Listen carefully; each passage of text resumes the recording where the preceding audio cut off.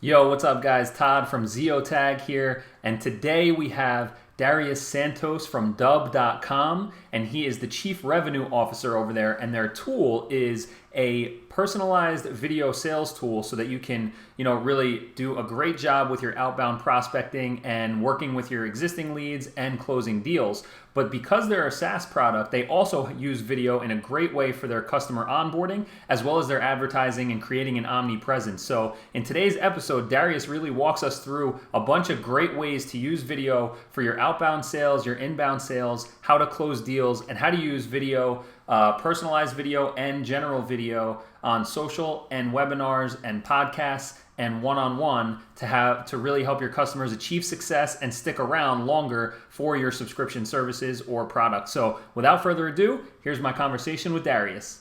All right, Darius Santos, welcome to the show. Really great to connect with you. We chatted last week because you guys have a great product that I'm interested in testing out. We're going to start our trial, and you're a video tool for salespeople, and you're doing a great job using video for your sales as well as customer success and customer onboarding. So really wanted to get you on here to talk about all that kind of stuff. So first, let's start off and just give us a little bit about, what is Dub and what do you guys do? And then let's kick it off from there.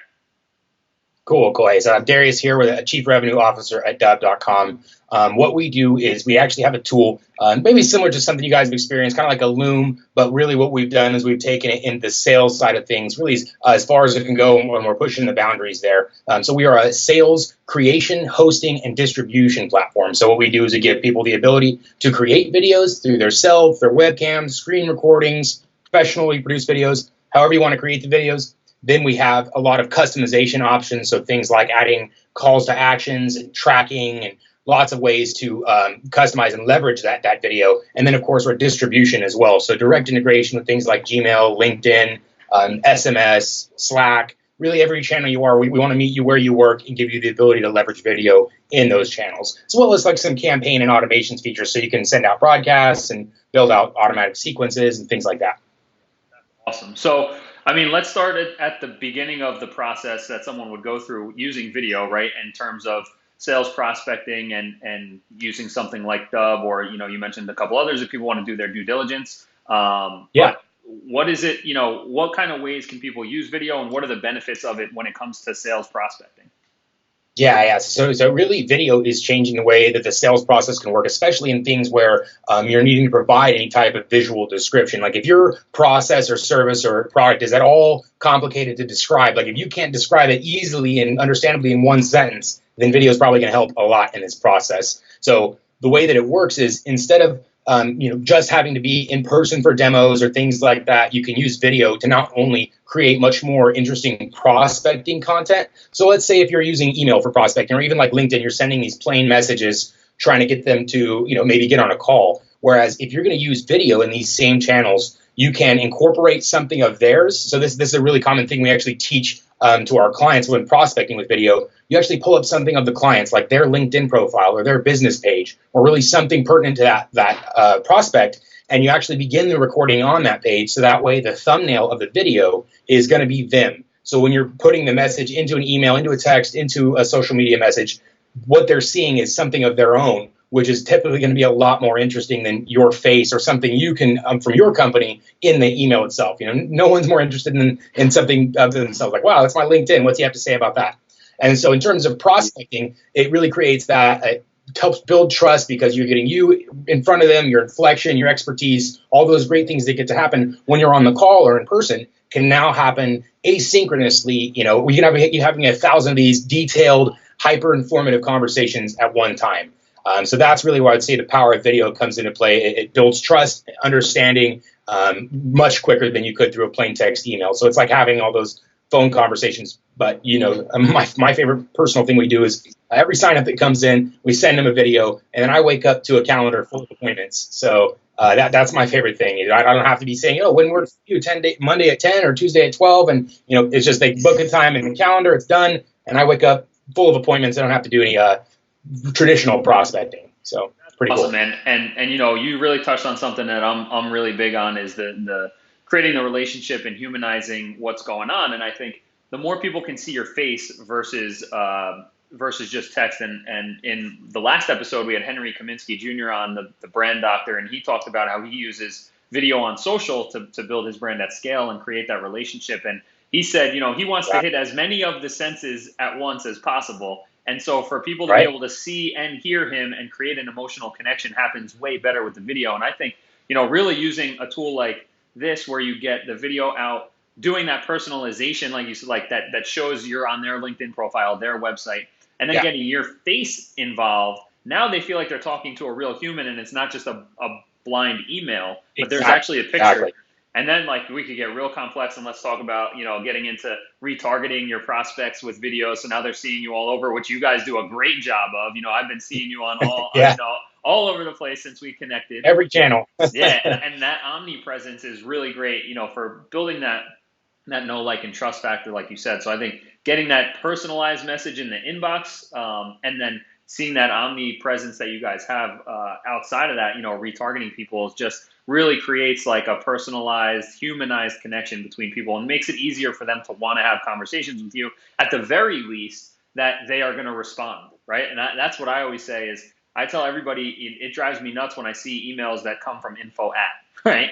Or that kind of stuff. Right? What are you doing? Yeah, just missing that opportunity. Yeah. Yeah, and when you can have someone's name there instead, they feel more of a need, like, oh, a person emailed me, I have to open this, as opposed to this is from a company, And I think, and that kind of feeds into this person emailed me and took the time to put together a 3-minute video with my stuff on it. I feel the need to respond, and that's how you can create conversations, right?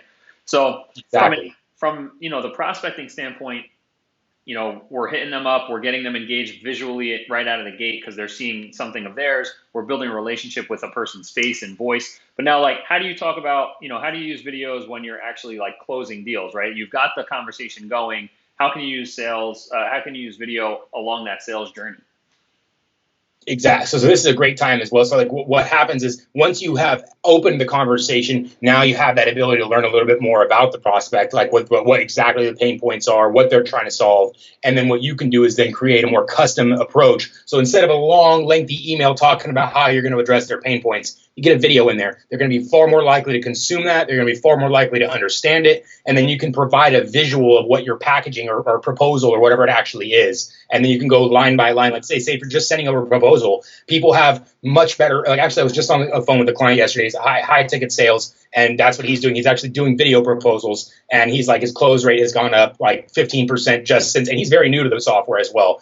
So 15% from his like 50 was a huge deal. Now he's at like close to 70% closing for these proposals.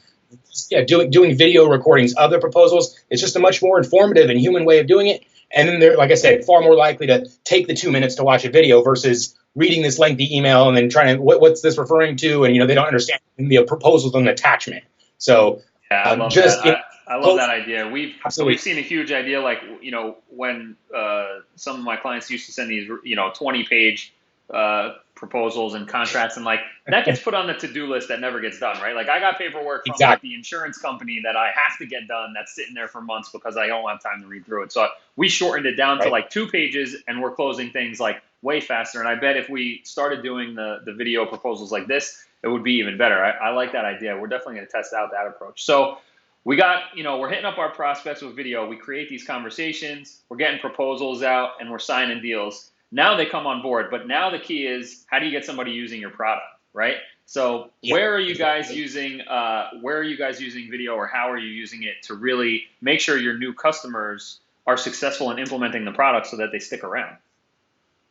That's a great question. So what we actually do too, we have a threefold approach here. So there's going to be little tutorial videos for everything that we do directly integrated into the platform. So wherever section you're on the site, there's going to be little videos to consume. We also have YouTube videos and other things like, so whatever channel you're on, you can kind of consume the content for, content on demand, so that all is there. But what we actually do as well is include coaching sessions included with all of our clients get access to the coaching. We actually record that on video and then upload it to their library so that they can train other assistants or a VA or other hires, and they have this one-on-one video instruction. So that way, instead of following like this guideline or a blog post or instructions, they actually have step-by-step live tutorial of us taking them through exactly. So like, oh, you use Gmail? here's how it works in Gmail. Oh, you're using this CRM or this. We'll share your screen and actually have you go through the process like in live when we're recording the whole thing. And that's really, we have so some people will self-serve on our product and they'll come and they'll buy without ever having spoken to someone. The cancellation rate for those type of purchases is like 100% higher than those who actually go through the coaching, like, or more, like literally, the number of cancellations for people that self-serve is, like significantly higher, like probably at least twice as high as the number of cancellations from people that actually had coaching. In the last 6 months, we've only had one person that had coaching that canceled, which is freaking insane. That's great. Like 0.1%. Yeah. So super high. I got to take a moment here for a sponsored message from Zeotag, because what you're talking about here with creating this training and walkthrough stuff, you're making a 5, 10, 15-minute walkthrough video for someone and it's customized. It goes into a library for them to continuously reference. Maybe they get a handful of those kind of training videos that they're using for their team in the future. But when they go back and reference, they don't want to have to watch through the whole thing, right? And using something like Zeotag on the videos is going to make all that video content searchable, so people can search for something like, Gmail extension. Maybe that was at the 7-minute mark. Search result comes up, you click it, it watches the 7-minute mark right where they're talking about it. And it also, using Zeotag, will create that interactive table of content so they can skim through and see, oh yeah, that was the part we talked about this. Let me click and watch that piece of the training. So little sponsored message, you can sign up for free at zeotag.com. And it aligns perfectly if you're following this kind of methodology where you're using video for your client onboarding and making them, get engaged in using the product. So sorry, but I had to do it. And it just makes no, absolutely. But it sounds like a perfect unison. I mean, I don't see why we wouldn't be using it ourselves, actually, in the sense for some of these training tutorials. I love it. Because exactly to your point, when we're on a full half-hour session, it's it's a lot of content to go through, and even when they go and rewind it, they're going to have to skip through it, and it's a much more tedious process than having to have that table of contents. So 100% agreement there. Yeah. So so you're doing this, the one-on-one training, and then there's the self thing. You said there was multiple areas that you were attacking that onboarding. What were some of the other areas? Yeah. So we have the self-serve area, which is the on-demand. So the whole section on the site, it's a little center. It's like a learning center where you have those step-by-step videos. And then they're also in sections for each. When you're in the section itself, there's going to be a little eye icon. And then so the videos are on demand for those particular sections. And then we have the more personalized coaching. So it's those two approaches. And then also we have our email campaigns where we drip things like, did you know this? Here's a quick video on this. And it's actually more of like use cases versus the instructionals. So like on the website, it's about how to use things on the platform. Whereas the ones we're dripping through email is, here, did you know this? Did you know you could record slideshows? Did you know this fact? And so we're using video there to educate them for like use cases and things like that, to motivate them to, hey, did you know people are doing this with video? And then so that's what I meant by the threefold approach. So in our email campaigns, our newsletter, like our regular drip, we're having like, did you know, an instructional and use case videos. And then on the on-demand version, we have, the just strictly instructional step-by-step thing. And then we have the custom approach for all our clients as well. So that's the three-pronged video approach we have for client retention. I love it. That's so awesome. You guys really are nailing it across the board on your content strategy here. So let's talk about some mistakes you see people making when they first come on board, trying to integrate video in their sales outreach and deal closing. What are some mistakes you see people make that they can avoid? Great question. So what we typically, without video, we're writing these lengthy emails. We're writing everything we need to in there. They can try to accommodate what we're wanting them to do. And when we're using a video in an email, especially in the prospecting space, is that's the wrong path. So all we're doing in terms of copy is just a little brief, compelling kind of tantalizing tidbit. So it's like, hey, I made this video for you. I believe there's going to be some super valuable information in there. Please let me know your thoughts. That's really the only text that should be included when we're using video for prospecting. Because if we're going to say, hey, it's so-and-so here from this company, this is what we do, and I made you this video, and in this video I talk about this, this, and this, there's no reason they're ever going to click on the video now, because they're already, all right, well, I know what the video is, I know what you're wanting, and I know. Whereas if you actually get them to watch the video, that's when you have that opportunity to do all the great things we discussed, like the human connection, the call to actions, the tracking, all those things you want them to do that get to take place only when they've watched the video. So that I would say is the most common mistake. Is we have really experienced salespeople. They're like, man, I've been writing copy for years. I know how to write a sales email, but it's like, well, we have to actually take a step back from that and then, put the copy into the video. So that's where you get to kill it. And in the copy, it's just that little bit, like a super compelling one-liner, just like, hey, this video is going to be really valuable for you and your team. Please let me know your thoughts at the end. So that's kind of the strategy. And I'd say the most common mistake people make when using video is they do all the things that they normally do when video can actually replace some of those things. And not to mention, it's going to be a huge time saver. So instead of having to write that whole huge email, just hit record. I guarantee you, your recording will be done faster than you could write a long email and copyright it and go back and the edits and stuff.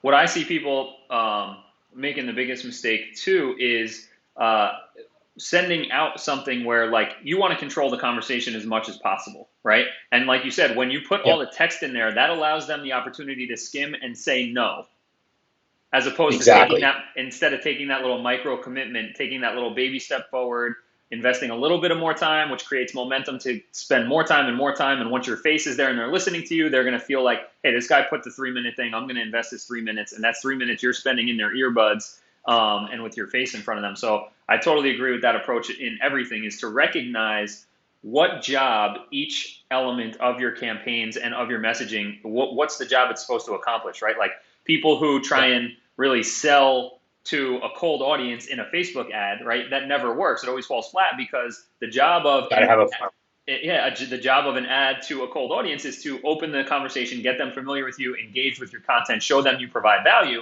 Then they've moved in and now they know who you are. Now you can start presenting them with some more free value up front, get them opted in, blah, blah, blah, blah, blah. And the same thing goes here.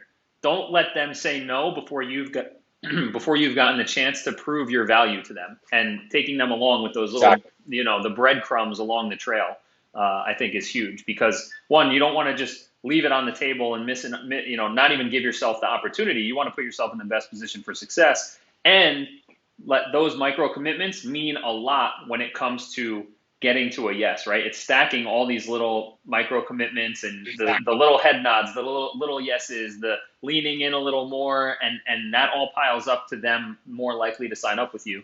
And then, like having a great customer onboarding process like you guys have, making sure they achieve that success that they bought into in the beginning. And you guys are doing a great job start to finish, I think, with that stuff. But I know what people are going to say is that sounds like, okay, you're creating a video for each person you're reaching out to. You've got a bunch of different social media ads that are running.